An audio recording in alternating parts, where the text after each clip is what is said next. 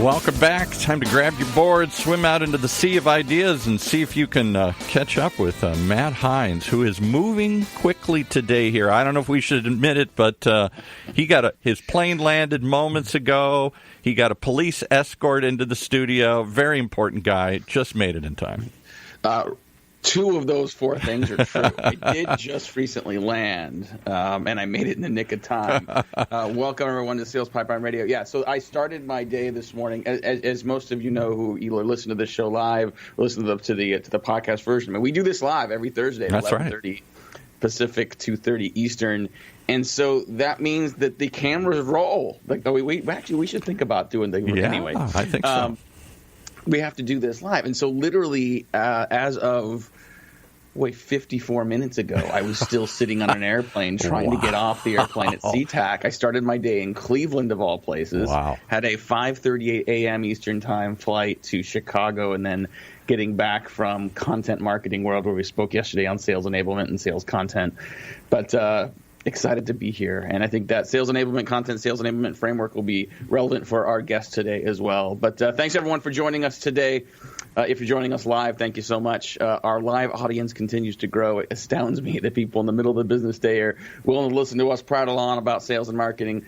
If you're listening to us on the podcast, thank you very much for joining us. You can find us on iTunes, Google Play, Stitcher, Spotify, wherever fine podcasts are sold, and every episode of Sales Pipeline Radio, past, present, and future, is always available at salespipelineradio.com. We are featuring every week some of the best and brightest minds in sales and marketing. Today is absolutely no different. I am really excited to feature today Melissa Madian. She is the founder of TMM Enablement Services. She is and this is self-proclaimed, but this is her headline on LinkedIn, Paul. She is the Chief Fabulous Officer, a sales enablement frontierswoman, a customer experience maniac, and a modern marketer. And I can tell you for sure that 4 out of 4 of those things are absolutely true. Melissa, thanks so much for joining us today. Thanks for having me, Matt. I'm so excited to be chatting with you today. So we got a lot of things we can cover, and we'll have a lot of time to get into that. But my first question definitely is, I've known you long enough now that I can say that you are absolutely a Chief Fabulous Officer, but what exactly does that mean? Well, it just means bring in 100 and a bajillion% of awesomeness to everything that I do. I mean, it's a no-brainer. I'm just fabulous. I'm doing jazz hands right now. Unfortunately, it's radio, so you can't see it. That is awesome. Well, I think I met you initially when you were at Eloco. You were there for quite a while, stayed through some of the Oracle days, and so you've seen some of the early days of sales and marketing technology, and in particular seen really the evolution of what we think of as sales enablement, but I think you more broadly and appropriately also include customer experience enablement as part of that. Talk a little bit about how you've seen the evolution of this concept of sales enablement. Talk about what you see that means, and how does that now expand to include customer experience as well? Yeah, so I'd say that sales enablement, I fell into it. I think like a lot of folks do. They fall into sales enablement through a function of necessity and accident. Happy accident. At Eloqua, as you know, I sort of started the function of sales enablement, and that morphed into customer experience enablement because essentially there's this disconnect between sales and customer success and customer experience, in that there's this function that's so hell-bent on acquiring new customers, and then there's sort of this handoff between that function and the function that's designed to keep those customers and grow those customers. And what I found interesting over the course of my career to date is that so much is focused on acquiring those customers and sales training and making sure the sales team is really very adept at acquiring new customers. And then we kind of forget to enable the same folks that are also keeping and growing the customer base in the same way that or a very similar way that we're enabling the sales team. So sort of the evolution that I found of enablement is you can't just focus on one side of the customer buying process and experience process. You have to enable all sides. So from sales all the way through to your customer success organization, essentially the entire customer lifecycle, acquiring new customers, keeping them, and growing them. So this term sales enablement has been around for maybe 3 years. I mean, not crazy long time. I think that sometimes in our little echo chamber of, B2B sales and marketing tech conferences and groups, we tend to take for granted that it exists. I was at Content Marketing World yesterday and did a presentation on sales content that sells. And one of the questions was, what the heck is sales enablement? Like, what is this thing you keep talking about? So I'm curious, like, how do you define the word enablement, and what does that mean as part of this? I know a lot of sales organizations say, I don't need to be enabled, thank you very much. So what does that mean in layman terms? What does that mean in an operational sense? What are some examples maybe you can give on where that's done well? Yeah, my definition that I adhere to for sales enablement is it's providing your revenue-generating functions with the process, tools, and training that they need in order to be successful in closing more business faster, while also maintaining a great customer experience, particularly in the B2B world, especially the SaaS world. You need to build customers for life, because at any moment in time they can flip the switch, turn you off, go to somebody else. So it's a broad reach. What I found over the course of time, not a lot of time. I mean, like you said, sales enablement hasn't been around that long. It's morphed from sales training to content enablement. So marketing has a little bit of play in sales enablement. Some folks think of it as operations type stuff, and really it's everything. It's everything that somebody who is responsible for generating revenue at an organization, everything that they need to do in order to be successful. Sales enablement encompasses that. Love it. We're talking today on Sales Pipeline Radio with Melissa Madian, who has been around the marketing technology space as pretty much as long as anybody, spent years and years at Eloqua, and is now the founder of TMM Enablement Services, helping companies with sales and customer experience enablement work. Who should own this, Melissa? I mean, I've seen, sometimes marketing owns sales enablement, sometimes sales owns sales enablement. I think, about 3.5 years ago, we did our first State of Sales Enablement benchmark report. Not only could we not really use the term sales enablement because it was so new, but we found that in many cases that those functions were being owned by the product marketing team, for better or worse. So how have you seen that evolved, and who should be owning sales enablement to get the most out of the opportunity? My strong opinion is that the sales enablement function should report up into sales, because your customer, for sales enablement, your customer is the sales team or is the revenue generating team. So that, depending upon the reach of the sales enablement function, so in previous companies at Eloqua, at Vision Critical, I had responsibility for enabling everybody who was revenue generating. So that included sales. It also included the customer success team. But that function, the head of that function, had oversight over both sales and customer success, at least the folks that were responsible for interfacing with the customer and trying to grow and retain that customer base. But having said all that, from a traditional sales enablement perspective, my strong opinion is that it should report up into sales, because that is who your customer is. Now, having said that, that sales enablement function has to be really good friends with marketing, really good friends with product marketing, really good friends with sales operations.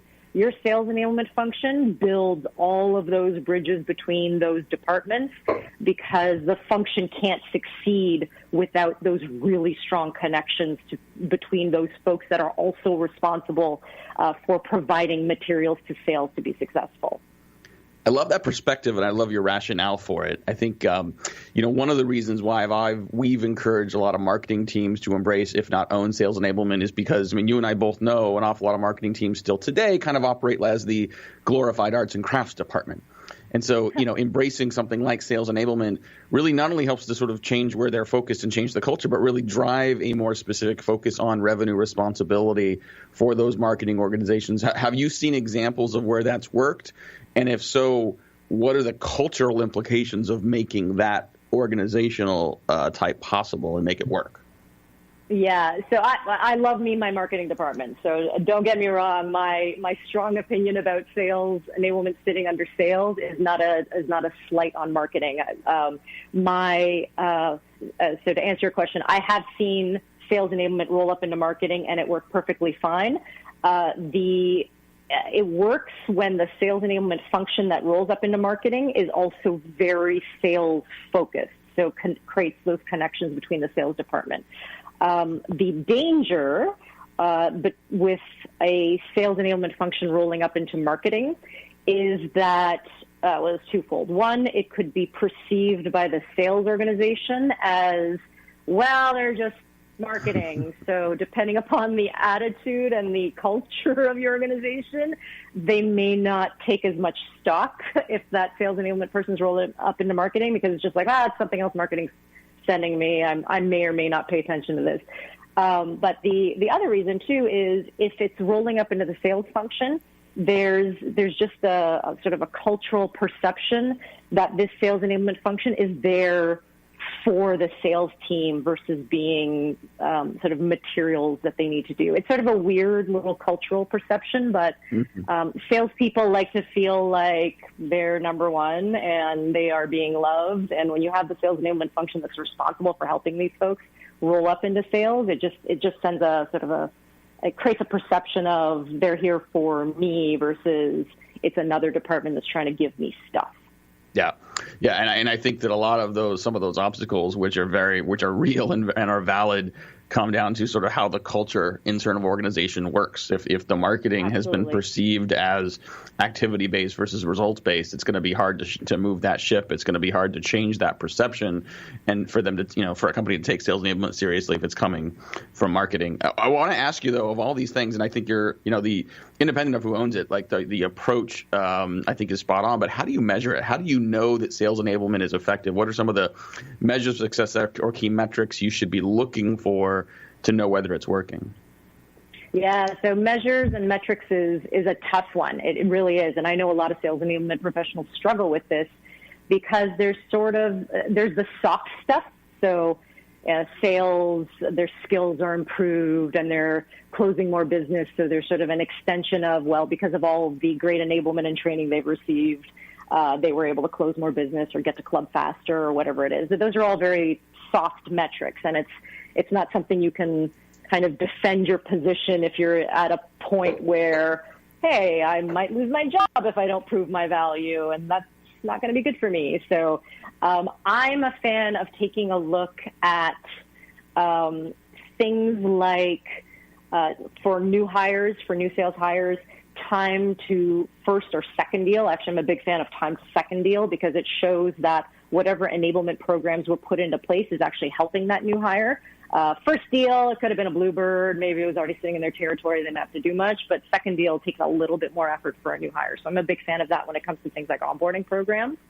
But for ongoing, tie whatever the ongoing enablement is. So say it's a new product launch, tie the new product launch in your CRM and track how they've been taking their training on that new product launch against the opportunities that are generated against that new product. So then you can actually have some real data on, hey, we rolled out this product training, and now we've got X amount percentage of our pipeline in new pipeline has been generated associated with this product, and you can sort of start to tie the training and the enablement that you do to those kind of things. But the key is leveraging your CRM and starting to tie those little pieces together. So let's talk real quick about, before we got to take a break here in a couple minutes, the tools that are best used to help enable and to automate sales enablement. And if you want to endorse particular tools you particularly like, that's fine. I'm more thinking about like what are the categories of tools, what are the functions that you've seen most regularly drive some of those sales enablement results and key metrics. Yeah. So well, first of all, you need to have your CRM. So if all of sales, I've had a couple of sales leaders say if it's not in the CRM, it doesn't exist. So sales enablement should be positioning anything that they do tied into the CRM, because that's where you want your sales team to operate. You want them in there. You want them putting deals in there. You want them getting materials that they need from there and not having to go to other systems.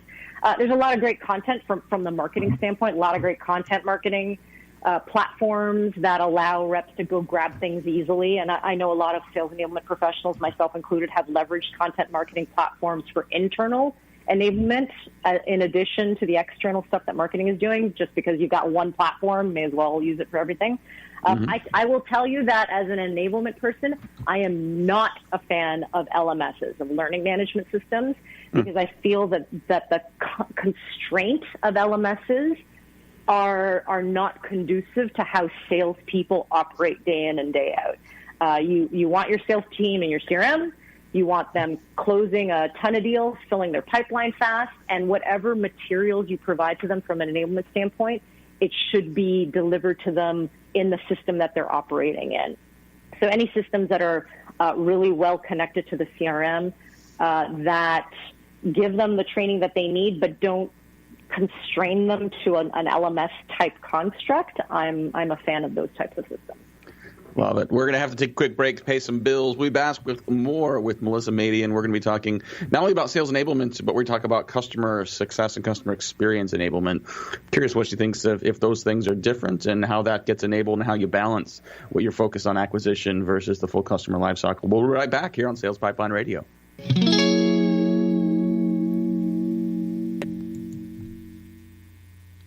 The way we do business is advancing faster than ever before.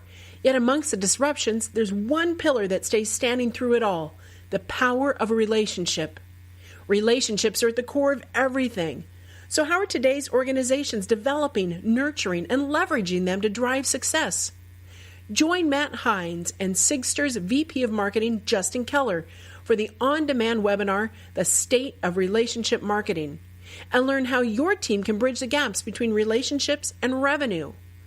Listen now at HeinzMarketing.com. That's HEINZ marketing.com. All right, back to the one man who enables these sales conversations to take place, Matt Heinz. Thank you very much, Paul. You know, last week we had we talked a little bit about college football, and at the risk of bringing up college football, Paul. Ouch! Don't go there. Yeah, I know. So Paul, our great producer, he is a Michigan alum, and last week Michigan did not have the best first week in the history of college football. Horrible. A good friend of mine, though, yesterday he put me up on he does a lot of video content at conferences, and he's a University of Texas alum, like a diehard University of Texas alum, and he says, "What's your one big piece of feedback and one big piece of advice from content marketing world?" And I couldn't help but I said, like, don't schedule Maryland week 1. You're over 2 now. It's just, and he was so upset he was shaking. Yeah, well, you'll notice that I'm wearing my Irish shirt today because I've switched sides. I'm going to vote for the Irish the rest of the year here. That's great. Well, that actually might serve you well. There's a very strong chance that Brandon Wimbush is better than we all thought he would and might actually lead the Irish into the playoffs. So there you go. We'll see. Well, this is a great way we talk about college football kind of after the break, way to date each of these episodes. But I hope you're enjoying this episode today, Sales Pipeline Radio with Melissa Madian. Coming up the next couple of weeks, we got some great additional guests. We have next week, we'll be featuring David Lorenzo. He's the author of the new book, The 60-Second Sale, The Ultimate System for Building Lifelong Client Relationships. So very excited to have him come on and talk about that book and what he's learned in his sales career. And following week, we have very excited to have Anil Kaul. He is the CEO of Absolute Data. We're going to be talking about data intelligence, data insights, and just how to better manage your data across the entire customer lifecycle. And speaking of that customer lifecycle, Melissa, I'd love to have you talk a little bit about how you encourage companies to balance acquisition and customer lifetime value and customer experience, because I think a lot of marketers put so much focus on acquisition, and then on the customer experience side, it's a toll-free number in a randomly sent email newsletter. How do you sort of evangelize that, and how do you encourage people to make that balance? Yeah, and I like the term evangelize because I do feel like we're still in this evangelical phase of customer lifetime value and customer experience.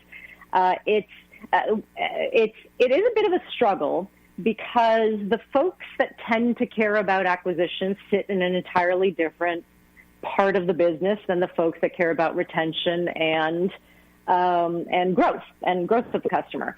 And whenever I come into a client, my big thing is, okay, we can focus on sales enablement right now, but tell me who is responsible for growing your existing customer base. Because quite honestly, I worked at one company where if they really looked at it, about 65% of their pipeline and their growth over the next year could come from their existing customer base. Mm-hmm. And that's a tremendous amount of opportunity. And the folks that were responsible for growing that customer base weren't actually salespeople. They were customer success folks. So you're putting this burden of of really understanding how to run a growth type deal with folks that don't necessarily have any selling experience and don't necessarily want to have a quota or have selling experience. So organizations, I find, need to take a little bit of a look at themselves in the mirror and go, okay, how do we want to structure this? Do we want to keep these organizations entirely separate? Do we want to have a sort of an account manager type, customer success account manager type hybrid role? Do we want to have separate account managers that are solely responsible for growing business and having customer success managers be separate so that the customer success folks can truly focus on the success and the retention of the business, but then you've got folks who are a little bit more sales skilled, focused on that. And depending upon what the organization wants to do, then your enablement path and your plan is very different. So it's not as simple as whatever I'm doing for the sales organization, I'm just going to do for the customer success organization, because their roles and responsibilities might be slightly different company to company. Yeah, that is for sure true. I heard there was a CEO at a conference I was at a couple weeks ago said that he thinks that sales is a lagging indicator of customer success. And I think that was an interesting way of thinking about it, that, as you become a mature business, as you drive success, as you drive loyalty and evangelism from your customers, that greases the wheels of the sales process moving forward from a net new standpoint. I feel like, and maybe this is just me, but I feel like I interchangeably use the terms customer success and customer experience. I've heard people customer loyalty. Are they different? How are they different? How should we be thinking about the prioritization of those things and how to compartmentalize them the way we're sort of doing it right? Yeah, I like you use them interchangeably, because to me, the entire customer success will come from making sure you have a thoughtful customer experience. So I tend to use the terms interchangeably, but what you really need to think about, and this is what I'm finding with sales organizations, is you have to use the term customer experience a little bit more on the sales side, because they are so focused on acquisition. Quite often they're not thinking about what happens after the deal closes. And that drives me up the wall. I remember being with one sales team, and I heard one of the younger sales folks say, well, once I close the deal, I just hand it over and it's services problem and I don't care about it. And I whipped off my shoe and wanted to hit him, because I was like, you can't operate in this kind of market and not think about what's happening after the deal closes. And was the integrity of the deal that I sold, was it solid? And will this customer have a great experience after this deal closes? And do I even know what that experience is? And can I even leverage that as part of my sales process? Because maybe the post-sales experience is awesome, and the sales organization should be talking about how awesome that post-sales experience is. So to me, the organizations really need to think about the entire customer experience, the entire customer life cycle, and then how do you actually enable all those folks that are playing a part along that life cycle with the right training and materials and messages, so they can speak as one brand and speak to the value all across the board. So we know from our research that the state of sales enablement continues to increase and mature, and more companies are putting time and focus into sales enablement. But I imagine a lot of people are listening to this, and in the last 23 minutes, they've already heard an awful lot of overwhelming and perhaps intimidating things that represent where sort of a more mature sales enablement function might be. But let's say we're getting started. Let's say we're sort of trying to figure out what that function means, no matter where it sits in sales or marketing. How do you get started? What are the right first things to do to create a foundation of sales enablement and customer experience enablement success moving forward? Yeah, so the first thing to start with is, as an organization, sales needs to know the answers to three key questions. What it is I'm selling, and what value does it bring to an organization? Who cares about that? So who cares about the problem that you are solving by your platform or service or whatever it is you're selling? And how do I go about selling it? So what's sort of my process? And are there tricky things I need to do at an organization, or do I run a deal a certain way, or whatever my sales process looks like? So if you just know the answer to those three questions, even if you don't have a sales enablement function, you're already in pretty good shape to making sure your sales team knows what they need to know in order to be successful. So what am I selling? To whom am I selling it? and how do I go about selling it? Then when you think about what do you need to do to start to put a sales enablement function in place, and whether that's a standalone function, whether that's you carve out some time, if you're a small enough organization, you just carve out part of your sales leader's time to devote to these things. But it's essentially knowledge. So pillar number one in enablement is knowledge. And knowledge is what am I selling, personas, who am I selling it to, what's on the truck for me to sell, what's not on the truck for me to sell. So all the things that I need to know about my business and what it is that I'm actually executing out in the market. Then the second pillar in enablement are sales skills. Do I need help with negotiations? Do I need help in having phone conversations with folks? Do I need to train a small group of my folks on how to do effective presentations in front of folks? So sales skills is sort of your second pillar, and then your third pillar are process. If you're a very process-driven organization, I used to work at Oracle once the Alco acquisition happened. There's a lot of sales process that we have to train people on. If you're a smaller organization, process may not be as important, or you may not have as stringent a process, but there's probably certain mechanics of a deal that you need to get your sales team up and running on so that everybody is running a deal in the same way and you're processing it effectively and it's going through the proper legal channels and all that sort of good stuff. So those are sort of the three key pillars, knowledge, skills, and process or behaviors. Great place to start. We got one more question here really quick for Melissa Madian, proud Canadian Chief Fabulous Officer. If you want to learn more about her, you can go to melissamadian.com. We'll put a link to that. Our producer, Paul, is giving me we got to wrap up sign, but I want to ask you the last question we gave to everybody. Real quick, who are some of the people that have inspired you along the way? Who are some of the people you've read? It could be managers. They could be dead or alive. One or two people that have been particularly inspiring and helpful in your business. Okay, so I don't want everyone to start laughing at me and thinking I'm a cheeseball, but Walt Disney. Hands down, Walt Disney and the Disney organization and how they think about customer experience and how they think about creating customers for life. From when I was a little kid all the way to now, the Disney idea has always been a massive inspiration to me, not just in how they structure things and create customers, but just the idea of having fun. It shouldn't always be, serious business. And yeah, we have a lot of serious business to do, but it should also be fun. Humans are interacting with humans. And, as a salesperson, I want to buy from somebody I like and that I think likes me. So, yeah, Disney's been a huge influence on my life and in my business. Love it. Want to thank our guest today, Melissa Madian, joining us. We'll have this episode of Sales Pipeline Radio up on salespipelineradiо.com if you'd like to listen to it again. Share it with your friends. We'll have a transcript version of this up on HeinzMarketing.com in about a week and a half. Make sure you join us the next couple of weeks as we get more guests, authors, speakers, thought leaders, people that are leading the way in B2B sales and marketing. For my producer, Paul, this is Matt Heinz. Thanks for joining us, and we'll see you next time on Sales Pipeline Radio.